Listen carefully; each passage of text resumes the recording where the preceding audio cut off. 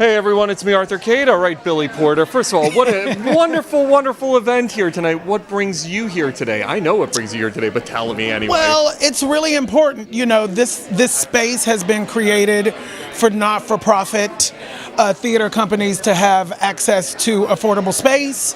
I know what it's like to be a starving artist. I know what it's like to be a part of, you know, new not-for-profit theater companies that have no money and have no space.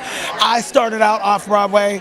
The first play that I wrote while I yet lived was off-Broadway. So I have a real connection to this culture, and I wanted to make sure that I was here to support it. It is so hard to make it in your business, and you have become one of the most recognizable faces on Broadway. Well, you're very sweet. You have. I mean, I remember when Kinky Boots had Explosion. Walk me through the journey of what you have gone through. Well, we don't have enough time for that. But just know that the journey is never linear. There are ups, there are downs.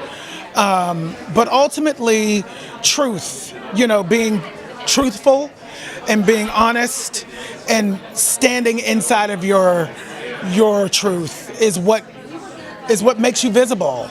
And sometimes that's not easy, and sometimes that's not, like I said, linear. But ultimately, at the end of the day, it's the greatest feeling. When you look at what Kinky Boots, what that moment, that role did for you in your life and your career, talk to me about experiencing that and how it jump-started everything for you. Well, you know, I've been in the business for 30 years. And yet you look so young. You know, well, black don't cry.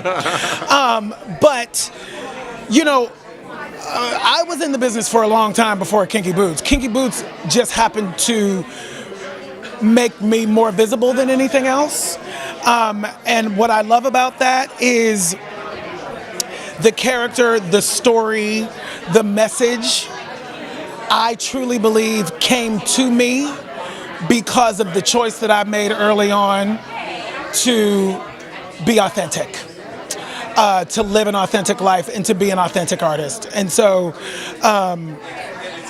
it did that for me, and it has allowed me to now have a voice on a larger scale that speaks to truth and speaks to authenticity.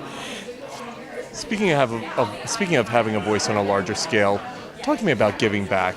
Because you are able to give back, are there specific organizations that you work with, specific causes that mean something to you that you're able to lend a hand to? Of course, I work with Broadway Cares Equity Fights AIDS all the time.